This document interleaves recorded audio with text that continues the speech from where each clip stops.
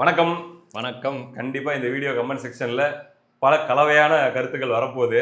கலவையான கலவரங்கள் வரும்போது கலவரங்கள் வர அளவுக்குலாம் ஒண்ணும் இல்லடா. ம், மனசுல பட்டத பேசுறோம்.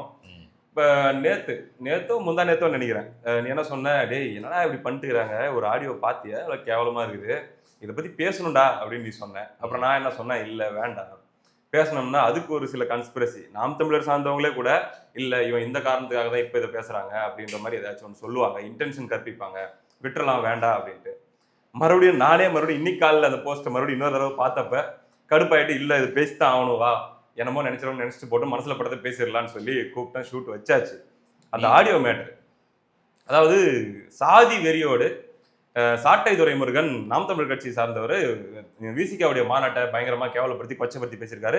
அதுல அப்பட்டமான சாதி வெறி தெரியுது அப்படின்னு சொல்லி விசிகாவுடைய மாவட்ட செயலாளர் ஒருத்தர், மாவட்ட இளைஞரணி செயலாளர் சீமான் அண்ணனுக்கே போன் பண்ணி, என்ன பேச்சுல ஒரு சாதி வெறி தெரியுதே பாத்தீங்களாண்ணே, அதை நீக்கி விட சொல்லுங்கண்ணே, சங்கடமா இருக்குண்ணே அப்படின்லாம் சொல்லி பேசி ஒரு ஆடியோ. அந்த ஆடியோ பொதுவெளியில வருது இன்னைக்கு. அதை வச்சுக்கிட்டு ஒரு பெரிய ஒரு கதை ஓடிட்டு இருக்குது. அதுக்கப்புறம் ஏகப்பட்ட ஹராஸ்மெண்ட் அப்படிங்கிறது விசிக சார்பில் நடந்துட்டு இருக்குது. என்னடா கணக்கு இது, எப்படா எடுத்துக்கிறது? வீடியோ நான் பார்க்கல, சாட்டையில வந்த வீடியோ நான் பார்க்கல. நீ பார்த்தேன்னு சொல்ற. அதுல நீ ஏதாச்சும் பாத்தியா? அப்படி சாதி வெறி சார்ந்த விஷயம் ஏதாச்சும்? சாதி வெறியத்துல ரெண்டாவது இருக்கட்டும். முதல் விஷயம், நீ முதல்ல சொன்ன நாம் தமிழர் கட்சிக்காரங்க ஏதாச்சும் நெகட்டிவ் ஏதாச்சும் வந்துருமான்ட்டு. நான் என்ன நினைச்சேன்னா இதை பத்தி பேசக்கூடாதுன்னா விசிகா காரங்க இது ஏதாச்சும் வேற மாதிரி ஏதாச்சும் இது பண்ணிடுவாங்களோ அப்படின்றதுக்காக தான் சரி வேண்டாம் இதை தவிர்த்துலாம் போடா, எதுக்கு இந்த தேவையில்லாத கன்ஸ்பிரஷன் விட்டேன். பட் ஏன் விடணும் அப்படின்றத எனக்கு தோணுச்சு. மொதல் விஷயம், அந்த கான்டென்ட் உள்ள போறதுக்கு முன்னாடி இந்த நபர் விசிகாவுடைய இளைஞரணி செயலாளர் சேவுகரத்தினம் அப்படின்ற நபர் அண்ணன் சீமான் அவர்களிடம் பேசுனது தனிப்பட்ட முறையில அலைபேசியில. கண்டிப்பா. ஓகேவா? சோ தனிப்பட்ட முறையில நீ பேசுனதுக்கு அவரு சரி நான் கண்டிக்கிறேன், மாத்த சொல்றேன், அந்த வீடியோவை தூக்கி விட சொல்றேன், மாத்த சொல்றேன் இல்ல, வீடியோவை தூக்கி விட சொல்றேன் என்ற அளவுக்கு அவர் சொல்லிட்டாரு. அவரு ஒரு கட்சியின் தலைவர், இன்னும் சொல்ல போனா உங்களை விட அதிக வாக்கு வங்கி வச்சிருக்கிற ஒரு கட்சியினுடைய தலைவர். அப்சல்யூட்லி. ஓகேவா? அவர் உங்களுக்கு அந்த அளவுக்கு எளிமையா நீங்க கேட்கிற கேள்விக்கு பதில் சொல்லிட்டு எல்லாம் பண்ணிட்டாரு, அது முடிஞ்சு போச்சு. அதை எடுத்து பொதுவெளியில போடுற அளவுக்கு தேவை எங்கிருந்து வந்துச்சு? இப்பதான் வருது கேள்வி. என்ன அப்படின்னா, லைன்லயே எடுப்புலயே அந்த தம்பி வந்து, அந்த தம்பியோ அண்ணனோ யாரோ ஒருத்தர், அண்ணா இப்படிதான் அவர் சொல்றது கொஞ்சம் சங்கடமா இருக்குது, அதனால கொஞ்சம் கண்டிங்க, கொஞ்சம் சத்தம் போடுங்க அப்படின்றாரு. அதுக்கு அண்ணன் சீமான் அவர்கள் சரி தம்பி நான் கண்டிக்கிறேன், நான் சத்தம் போடுறேன்னாரு. முடிஞ்சு போச்சு அதோட. ஆனா திரும்ப திரும்ப திரும்ப திரும்ப அவர் பேசிக்கிட்டே இருக்காரு. கூட கான்வர்சேஷனை எக்ஸ்டெண்ட் பண்றாரு. அதுக்கு காரணமே, அந்த கான்வர்சேஷனை எக்ஸ்டெண்ட் பண்றதுக்கான காரணமே சோஷியல் மீடியா போடுறதுக்கான இன்டென்ஷன் தான். ரெக்கார்ட் பண்றதுக்கான இன்டென்ஷன். ரெக்கார்ட் பண்ணும், அதை எடுத்து சோஷியல் மீடியால போடணும் அப்படிங்கிற இன்டென்ஷனோட தான் போனே பண்ணிருக்காரு, ரெக்கார்ட் பண்ணிருக்காரு, போட்டிருக்காரு. சரி, இது ஒரு பாட்டு. இது அசிங்கமான அநாகரிகமான ஒரு கேடுகெட்ட செயல். அது எந்த நபர் செய்திருந்தாலுமே. இப்ப ஒரு சிலர் ஒரு தடவை எனக்கு கூட நினைவு இருக்கு, நானே ஒரு தடவை பண்ண மாதிரி கூட ஞாபகம் இருக்கு. அண்ணனுடைய குரல் பதிவு வந்து 10 செகண்ட் 15 செகண்ட் சொல்லி போடுவாங்க. ஆனா அவர்கிட்ட பர்மிஷன் வாங்கிட்டு அது இதை போடலாமா, உங்களுக்கு ஓகேவான்னு கேட்டுட்டு. இன்னொரு விஷயம், அது பாராட்டுற ஒரு குரல் பதிவு ஒண்ணு, பிளஸ் அவர்கிட்ட அனுமதி வாங்கி போட்டது. ஓகேவா?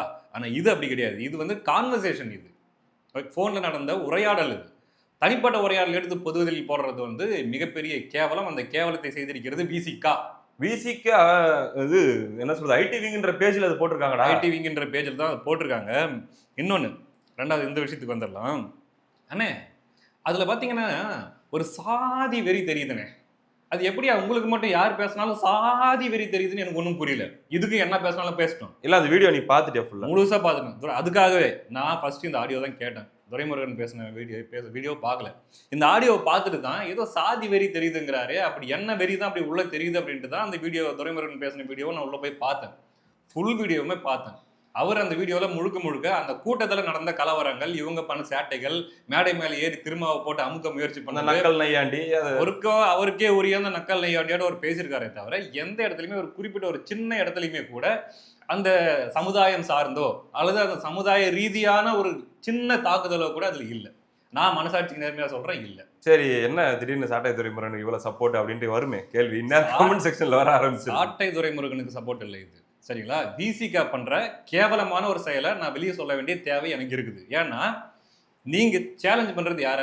இப்ப நாம் தமிழ், இப்ப நான் சொல்றேன், இதே நபர் அண்ணன் சீமான் அவர்களுக்கு போன் பண்ணி பேசி அந்த ரெக்கார்டை எடுத்து போட்ட இதே நபர் ரொம்ப யோகியம் மாதிரி, அண்ணே நாள் உங்க கட்சின்னு அந்த ஆடியோ ஒரு கொஞ்ச நேரம் பிளே பண்ணி விட்டுறலாம், கேட்கட்டும். அண்ணே வணக்கமே. தம்பி பேர் சேவகரத்னம், மதுரை மாவட்ட விடுதலை சிறுத்தைகள் கட்சியோட இளைஞரணி மாவட்டத்துல இருந்தேன். சரி, நல்லா இல்லண்ணே? ஆமா இருக்குப்பா. ஒண்ணும் இல்ல, சாட்டை துறைமுருகன் என்னண்ணே ரொம்ப மன சங்கடமா இருக்குண்ணே. அண்ணே ஏன் சத்தம் போட மாட்டேன்னு தெரியல அண்ணே. நான் பேசுறேன், சத்தம் போடுறேன், உடனே சத்தம் போடுறேன். ஒரே ஒரு சின்ன விஷயம் தம்பி பதிவு பண்ணிக்கிறேன். நம்மளாம் அண்ணனை வந்து முன்னெச்சரிக்கையா பாக்குறேன் தம்பி.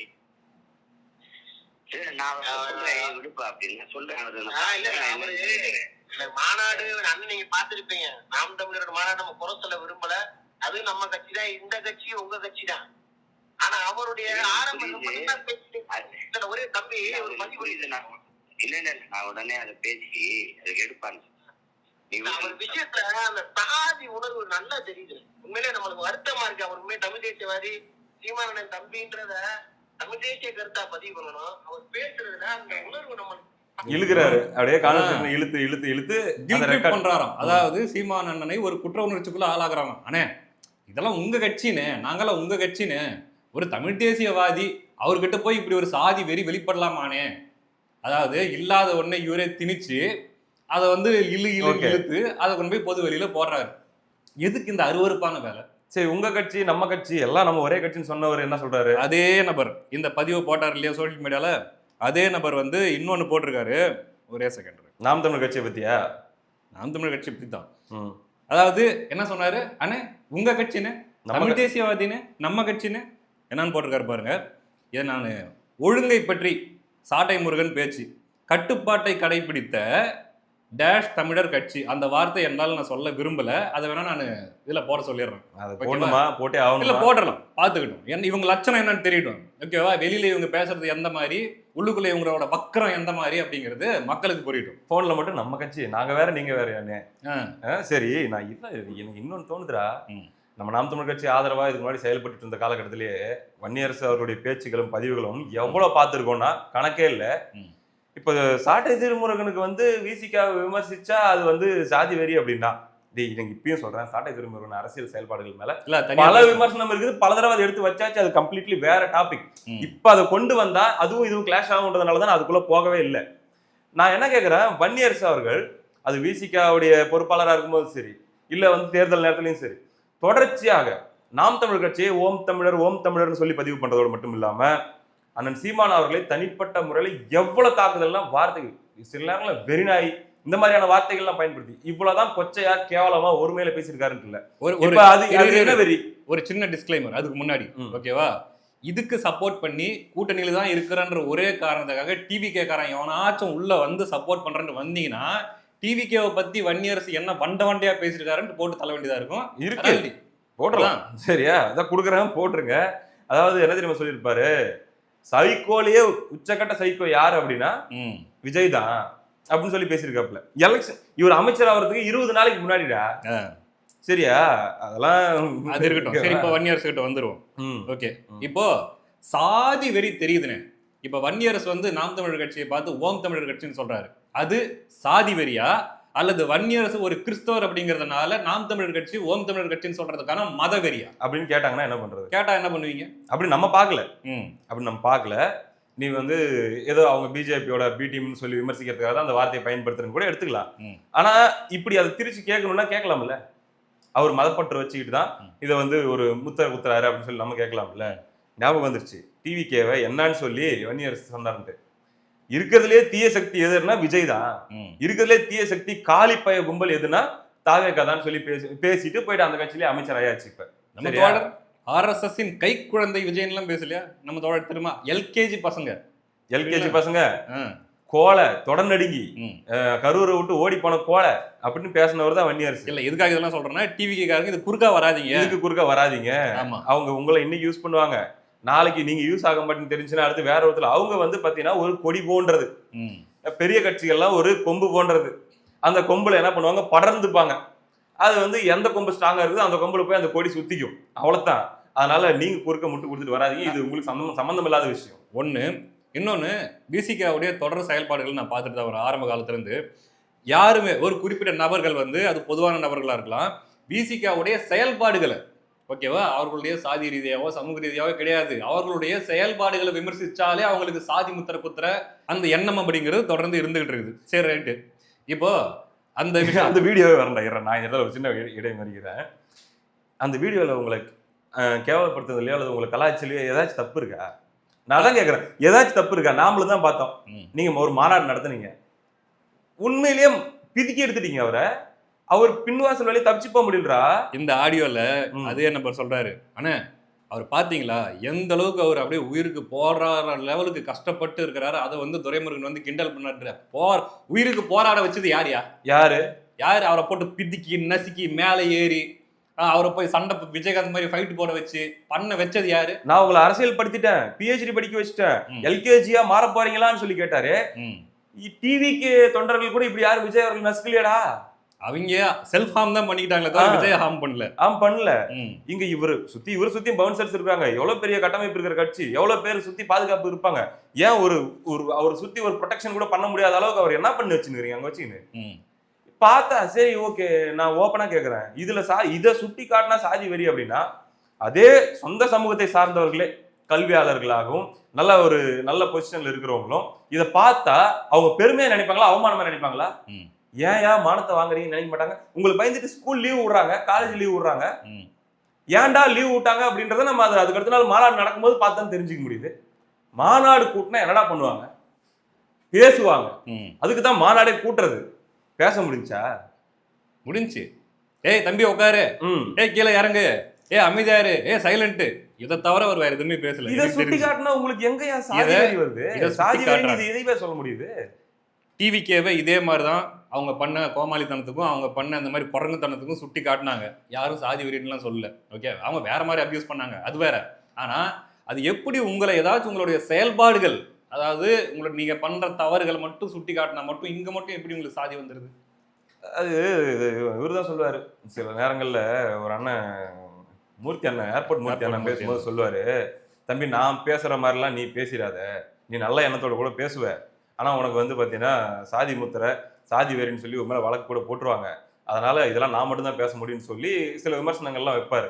அந்த மாதிரி புரியலடா. அதாவது உங்களுக்கு ஒரு லைசன்ஸ் இருக்குல்ல, யாரை வேணா எப்படி வேணா பேசலான்னு ஒரு லைசன்ஸ் இருக்குல்ல. இதே அண்ணன் சீமானை பத்தி அஃபீஷியலா வன்னியரசு பேசுனதை விடு, அன்அஃபீஷியலா எவ்வளவு பெரிய நெட்வொர்க் வச்சு யூடியூபர்ஸை வச்சு டெய்லி, நான் சொல்றது ஏதோ ஒரு நாள்ல every single day abuse, attack, morphing, எவ்வளவு ஒருமையில பேச முடியுமா அவன் இவன் சின்ன சின்ன பசங்களை வச்சு பேச வச்ச அந்த டீம் நீங்க ஆப்ரேட் பண்ணிட்டு இருந்தீங்களா இல்லையா? அவங்க எல்லாம் உங்க கூட இருந்தாங்களா இல்லையா? இன்னைக்கு அவங்க உடன்பிறப்புகளை நின்றுட்டாங்க நீங்க போன உடனே, அது வேற சில காரணங்கள். ஆனா அது இதுக்கு முன்னாடி இருந்துச்சா இல்லையா? அப்போ எப்படி முதல்ல நீங்க கூச்சப்படாம முதல்ல போன் பண்ணி சீமான் அண்ணன் கிட்ட, அண்ணே நீங்க எங்களை இப்படி பேசுறீங்களேன்னு சொல்லி கேட்கறதுக்கு உங்களுக்கு எங்கிருந்து வாய் வருது? என்ன தார்மீகம் இருக்குது உங்களுக்கு? நாம் தமிழர் கட்சியுடைய செயல்பாடுகள் மேல, அவங்களுடைய நகர்வுகள் மேல எனக்கு நிறைய வருத்தங்கள் இருந்தது, நிறைய கோபத்தை வெளிப்படுத்தியிருக்கிறேன், நிறைய பேசியிருக்கிறேன். அவங்களுக்கு எனக்கு நடுவில் நிறைய முரண்பாடுகள் இருக்கு. இன்னைக்கும் எனக்கு பிடிக்காதவங்க, நம்மளை பிடிக்காதவங்க தான் நாம் தமிழர் கட்சியில் அதிகம் பேர் இருக்காங்க. அதை நான் மனப்பூர்வமா ஏத்துக்கிறேன். அவங்க அன்னைக்கு ஒரு நாள் அன்பை காட்டும் போது ஏத்துக்கணும், வெறுப்பை காட்டுறாங்கனால ஏத்துக்க வேண்டியதுதான். நம்மளை பத்தின தவறான புரிதல் இருக்குது, சில பேர் சந்தேக பார்வை, எல்லாத்தையுமே நான் ஏத்துக்கிறேன்டா, அது வேற. ஆனா இதை பார்க்கும்போது இதேதான் உங்களுக்கு வேலையான்ற மாதிரி கோவம் வருதா இல்லையா? இதேதான் உங்களுக்கு வேலையா? அந்த ஆடியோ யாரை கேட்டு ரிலீஸ் பண்ண? யார் உங்களுக்கு இவரு திரும்ப சொன்னாரா? அதாவது இப்படி நடந்ததை சீமான் அண்ணன் கிட்ட பேசிட்டு உங்க தலைவரோட ஒப்புதல் வாங்கினீங்களா?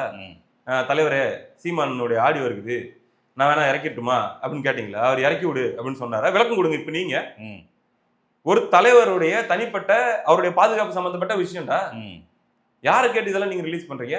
அப்ப உங்க கூட பேசுறது பெரிய பாவம் ஆயிடுச்சு இல்லையா? உங்களை மதிச்சு உங்களை நம்பி பேசுனது ஒரு மிகப்பெரிய குற்றம். அதை நீங்க நீங்க எதிர்பார்த்திருப்பீங்க? இதுக்கு முன்னாடி ஏதாச்சும் அந்த ஆடியோ மாதிரி ஏதாச்சும் பேசுவாரு. இவங்க ட்ரிகர் பண்ணது எதுக்கு தெரியுமாடா? அவர் ஏதாச்சும் போன்ல பச்சையா திட்டிடுவாரு. அதாவது திரும்ப திரும்ப திரும்ப பேசிட்டு இருந்தா கோவம் வந்துடும். யாருக்குமே கோவம் வரும். டேய் எனக்கே கேட்கும் போது எங்க வார்த்தை எதனா விட்டுருவாரோ, ஏன்னா 2-3 டைம் சொல்ல திரும்ப அண்ணன் அது வந்துங்கண்ணே, அது வந்து வேட மூடிட்டு அப்படின்னு சொல்லிடுவாரோன்னு எதிர்பார்த்துதான் இவன் ட்ரை பண்ணிருக்கான் போல.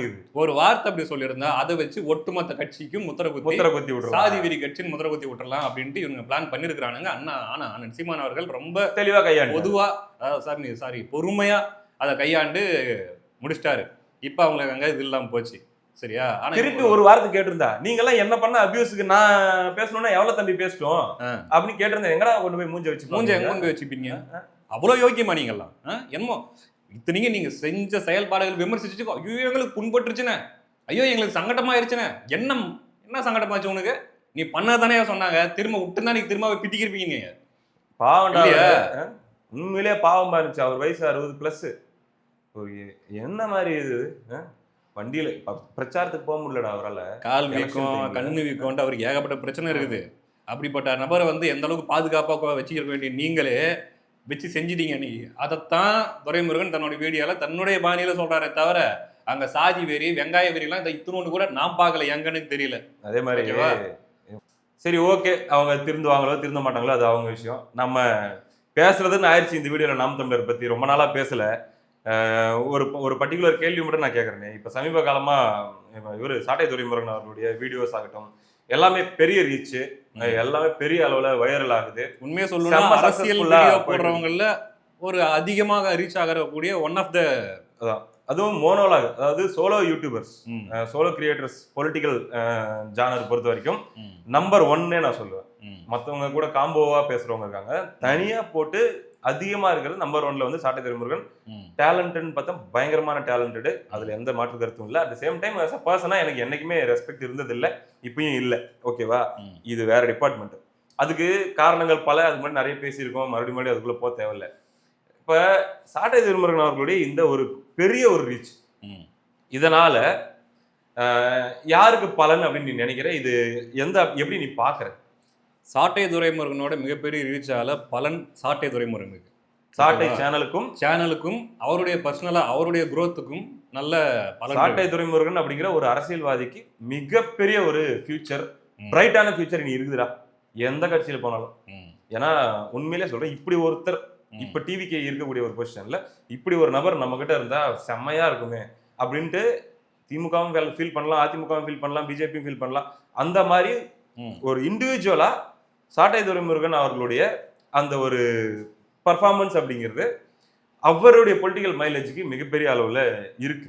சரி, அவருடைய பொலிட்டிக்கல் மைலேஜுக்கு இருக்கு. பட் நாம் தமிழர் கட்சிக்கு, ஏன்னா அவர் வந்து தனிப்பட்ட ஒரு நபரா மட்டும் பார்க்க முடியாது, ஒரு தனிப்பட்ட ஒரு யூடியூபரா மட்டும் பார்க்க முடியாது. நாம் தமிழர் கட்சியினுடைய கொள்கை பரப்பு செயலாளர் இல்லையா, அந்த ஒரு முகம் அவருக்கு இருக்கு.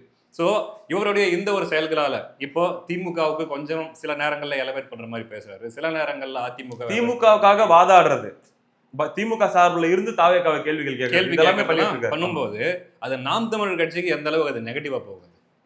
நான் இது நெகட்டிவ் பாசிட்டிவ்ன்றதை எந்த கோணத்துல நான் பாக்குறேன் அப்படின்னா, இப்போ நாம் தமிழர் கட்சி இனி வரும் காலங்கள்ல அவங்களுடைய தேர்தல் வியூகத்துல சில மாடிஃபிகேஷன் பண்ணி அவங்க கூட்டணி அரசியலுக்குள்ள போறாங்க, கூட்டணி வச்சு தேர்தல் சந்திக்க போறாங்க, அப்படி ஏதாச்சும் அவங்களுக்குள்ள திட்டங்கள் இருக்கு அப்படின்னா, இன்கேஸ் நான் சொல்றது சினாரியோவா சொல்றேன், இது எல்லாமே அவங்களுக்கு பாசிட்டிவா இருக்கும். ஏன்னா கூட்டணி அரசுக்குள்ள போறாங்க அப்படின்னும் போது அவங்களுக்கு ஒரு நல்ல ஒரு அட்டென்ஷன், அது எல்லாமே ஓகே. திமுக கூட போனாலும் அவங்களுக்கு வந்து இந்த இவருடைய பர்ஃபார்மன்ஸ் எல்லாமே யூஸ் ஆகும், அதிமுக கூட கூட்டணி வச்சாலுமே யூஸ் ஆகும். ஆனா ஒருவேளை, ஏன்னா சாட்டை துரைமுருகன் வெறும் திமுக மட்டும் இல்ல, அதிமுகவுக்கும் பார்த்தீங்கன்னா டிஃபெண்ட் பண்ணி அதிமுக சார்பில் இருந்தும் கேள்வி எழுப்புறது இது எல்லாமே பண்ணிட்டு இருக்காப்ல. இப்ப அதை நம்ம பண்ணலாம், அரசியல் பார்வையாளராக இருக்கக்கூடிய கட்சி அடையாளம் இல்லாத யார் வேணாலும் பண்ணலாம். பட் இப்ப ஒரு கட்சி பொறுப்பாளரா இருந்து அதை பண்ணும்போது என்னதான் வலையொலிக்கும் கட்சிக்கு சம்மந்தம் இல்லைன்னு சொன்னாலுமே கூட, என்னதான் வந்து பாத்தீங்கன்னா மேடையில பேசுறது வேற, இது வேற, சேனல்ல பேசுறது வேறன்னு சொன்னாலும் கூட பப்ளிக் வந்து அதெல்லாம் பிரிச்சு எல்லாம் பார்க்க தெரியாது. அப்போ என்னவா மாறும் அப்படின்னா, நாம் என்ன சொன்ன மாதிரி இவங்க கூட்டணியா போய் அரசியல் இதுக்கு மேல பண்ண போறாங்கன்னா இவங்களுக்கு அது பிளஸ்ஸா மாறும். இன்கேஸ் அவங்க இல்ல எங்களுக்கு தனித்துவம் இருக்குது, நாங்க தேர்தல் பாதையில தொடர்ந்து தனிச்சு போட்டிடுவோம், தமிழ் தேசியம் பேசி போட்டிடுவோம், எல்லாருக்கும் மாற்றா நாங்க வரப்போறோம், எல்லாரையும் வீழ்த்திட்டு நாங்க வரப்போறோம் அப்படிங்கிற அரசியல் இவங்க எடுத்துட்டு போக போறாங்க அப்படின்னா, சாட்டை துரைமுருகன் அவர்களுடைய இந்த ரீச்சும் வீச்சும் எல்லாமே என்டிகேவுக்கு நெகட்டிவா தான் இருக்கும். ஏன்னா எங்க இருக்குது யூனிக்னஸ்? நீங்க அவங்களுக்காக பேசுறீங்க, நீங்க அவங்களுக்காக பேசுறீங்க, இவங்களுக்காக பேசுறீங்கன்ற முத்திரையோடையே தான் நீங்க போன எலெக்ஷன்லயும் ப்ராப்ளத்துக்குள்ள போய் மாட்டினீங்க. அதே முத்திரை இந்த எலெக்ஷன்லயும் அடுத்து வர எலெக்ஷன்லயும் நீங்க மாட்டுவீங்க, இது கண்டினியூ ஆனா. ஸோ அது அவங்க வியூகத்தை பொறுத்து தான் அது பிளஸ்ஸா மைனஸா அப்படிங்கிறத வந்து நம்ம பார்க்க முடியும். இப்போதைக்கு ஒரு இண்டிவிஜுவலா சாட்டை துரைமுருகனுக்கு இது ஒரு மிகப்பெரிய பிளஸ், மிகப்பெரிய ஃபியூச்சரை அவர் செட் பண்ணிக்க முடியும், பெரிய பொசிஷனுக்கு கூட போக முடியும். ஏன்னா அந்த அளவுக்கு அவர் வந்து அவர் டேலண்ட் மூலமா அவர் செம்மையா பர்ஃபார்மன்ஸ் பண்ணிட்டு போயிட்டு இருக்காப்புல. நெகட்டிவ் ரோல் எடுக்கிறாரோ பாசிட்டிவ் ரோல் எடுக்கிறாங்களோ அவங்க ஒரு ரோல் பிளே பண்றாங்க. இவர் பிளே பண்ற ரோல் அவருக்கு அது சாதகமான ரோல் அப்படின்னு நான் பாக்குறேன். இன்னொன்று ரெண்டாவது ஒரு விஷயத்தையும் நான் நோட் பண்ணேன். இது வந்து உண்மையிலேயே நான் எந்த விதமான உள்நோக்கத்தோடையோ அல்லது வந்து நெகட்டிவான நோக்கத்தோடையோ நான் சொல்லல. மனசுல பட்டது தான் நான் சொல்லுவேன். சமீப காலமாக அண்ணன் சீமான் அவர்களுடைய ரீச்சை விட, அண்ணன் சீமான் அவர்களுடைய பேச்சுகளுக்கு, அவருடைய கருத்துகளுக்கு வரக்கூடிய அந்த ரீச் ஆகட்டும், அது வியூவர்ஷிப் ஆகட்டும், அதுக்கு மேலே இருக்கிற ஹைப் ஆகட்டும், அல்லது வந்து அது பயங்கரமாக ஷேர் ஆகிறது, சோஷியல் மீடியாவில் ஷேர் ஆகிறதாகட்டும், கம்பேரிட்டிவ்லி சாட்டை துரைமுருகனுக்கு அதிகமாக இருக்கிறத நான் ஃபீல் பண்ணுறேன். இது வந்து இது கட்சிக்கு நல்லதா கெட்டதா அப்படின்ட்டுலாம் எனக்கு தெரியல. இதை நான் இந்த இடத்துல ஜஸ்ட் நான் ரெஜிஸ்டர் பண்ணுறேன்.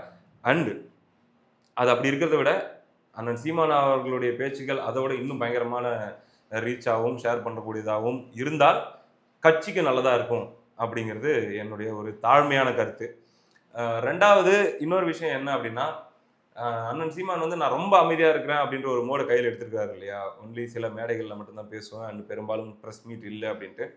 அது ஒரு வகையில் ப்ளஸ்ஸாக இருந்தாலுமே இன்னொரு வகையில் பார்த்தீங்கன்னா, பேசி பேசி வளர்ந்த கட்சி தான் நாம் தமிழர். கொஞ்சம் அப்பப்போ அந்த இஷ்யூஸ் ஆறுனதுக்கப்புறம் ஒரு மேடை கிடைக்குது. அப்போ அவர் பேசும்போது அதோட ரீச்ன்றது கொஞ்சம் கம்மியாக இருக்குது. சம்டைம்ஸ் இஷ்யூஸ் கொஞ்சம் பூஸ்ட் ஆகும்போதே ஒரு தட்டு கொஞ்சம் வலுவா அவர் பேசி அப்பப்போ அவருடைய ரீச் இருந்துகிட்டே இருந்துச்சுன்னா நாம் தமிழருக்கு நல்லா இருக்கும். பிரசன்ஸ் மீடியாவில் அவரோட பிரசன்ஸ் இருந்துகிட்டே இருக்கணும். எனக்கு திடீர்னு இப்போ நான் தோன்றது நான் சொல்கிறேன். இப்போ எங்கள் தேசம் அப்படின்ட்டு அவங்க ஒரு சேனல் வச்சிருக்காங்க இல்லையா. இப்போ அண்ணன் சீமான் அவர்களே அடிக்கடி மற்ற சேனலில் பேட்டி எடுத்து அவங்க வியாபாரம் பார்க்குறத விட அந்த சேனலில் அண்ணன் சீமான் அவர்கள் அடிக்கடி பேட்டி எடுத்து போடலாம், கட்சி சார்ந்த விஷயங்களை பகிர்ந்துக்கிட்டு அது சேனலுக்கும் ரீச் நல்லா இருக்கும். அண்ணன் சீமான் அவர்களும் அந்த லைம் லைட்லேயே இருப்பார் அப்படிங்கிறது என்னுடைய தனிப்பட்ட கருத்து. அது அவர்களுடைய இஷ்டம், அவங்க கட்சி, அவங்க விருப்பம், அது என்னமோ பண்ணிட்டோம்.